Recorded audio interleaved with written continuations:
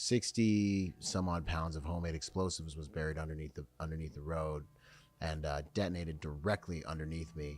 And I'm in this black room and everything's okay. Like, I'm super chill. Like, I'm super just like. And you remember that? That's the next place my consciousness picked up, was me being like, just like hanging out. And I remember kind of being like, relieved. And I was like, why? Like, what was I doing? Like, why am I at peace so much right now? I asked, like, I remember I could see my thoughts. I remember being able to call up my thoughts. And I remember kind of being like, why is the water cooler trying to come up my butt, was really what I was thinking. Come on my butt? Yeah, literally.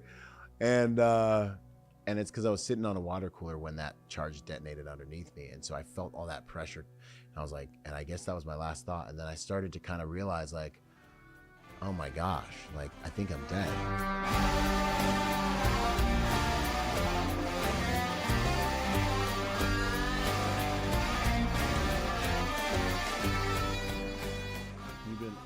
Doing this your whole life, you've been acting? No, definitely not, man. Definitely you not. seem like, I definitely normal guy not. Yeah, it's funny exactly. because it's like, that's what, contrary to popular belief, there's actually more kind of normal type people doing it than I think people think. I think that, like, just like anything else, like with any profession, with any sort of passion, there comes this sort of like stereotype of the kind of folks that do it. And I don't know if you feel this way or not. I feel like stereotypes are there for a reason. There's a lot of truth to them. I love fried chicken. I love watermelon. You know what I'm saying? Like, it just is what it is. It is what it is, man. But so there's definitely that. Yeah. But I find, like, in my thing, look, man, I come from, really growing up sports, that was really my main focus. Never any really thought, no real conception of what it would be to be an artist. Wow. I had artists. I had a grandfather who grew up in Brooklyn. All his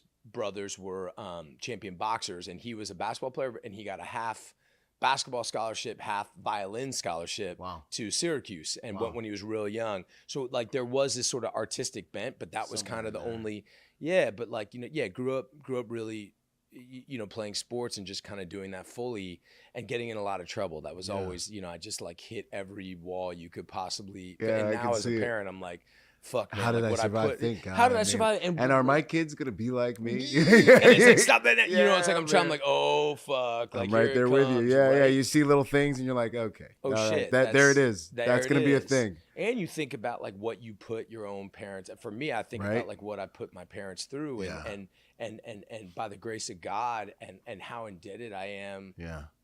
To my parents, especially, like my father, for not giving up on me, and for like, first time I got locked up, like, it was like I had to go the weekend at, Montgomery County Jail. My old man, like, he was out in his car the whole time I was in there. He wanted to be the first person that I saw. And he was worried. He probably would, but he also wanted to be the first one to be like, you motherfucker, like, to get up on my ass. Do what a dad should do, man. And it's like you hit all these walls and they're still there and they're still there. And you got to, kids, as you know, it's like they test you and they continue to test you. And they need to know where those boundaries are, man.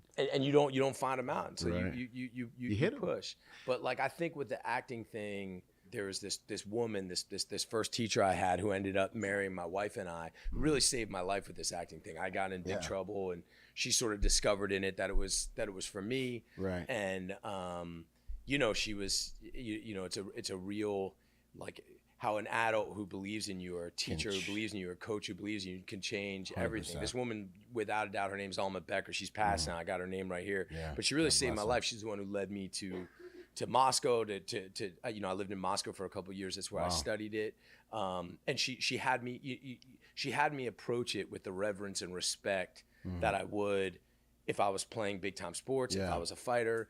I imagine that if I went the military route, it was like, okay, if I'm going to do this, I'm going to outwork everybody. I'm going to, this saved my life.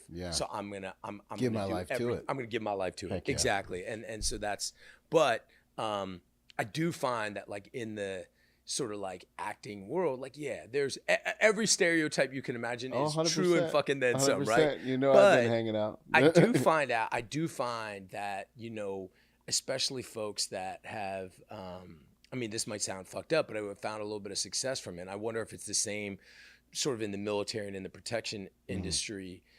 The folks